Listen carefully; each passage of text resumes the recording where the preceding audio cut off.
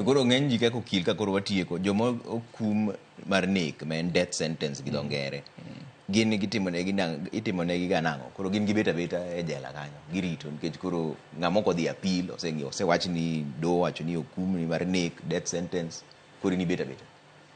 Ke university matie prison services giwacho ni kuondego jok ma ng'ad ni dhi negi ikete section miluongo ni condemned.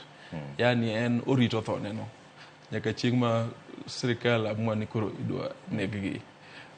To nikech pok ondeg ng'ato higa 1987 koro samoro gimaosebedo katimore ni ng'eny jok mano otwe death sentence gi endi ka nitie committee ma review cases ka tabia ne ber gi chal kamago to samoro sentences gi idwoko ni life imprisonment moko bo segol to ng'eny gi to udho. Inyalo kimi kum mar nek tichak iwuok. President nyalo pardoni. President nigi gima kisungu luongo ni prerogative of mercy. Manyalo kata Jowie nyalo we kiny.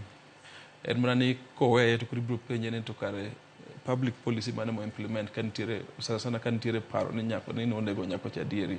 To gima mono president ng'uono ne Jowie kiny to onge.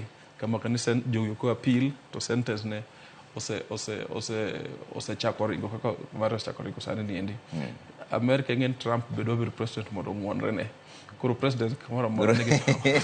Koro en kosa duonjo to ong'uonore ne wuon. En ga power mowene president kende ni nyalo ng'uonore ng'ata ng'ata. Okay. Erokamano ahinya. Dr. Eric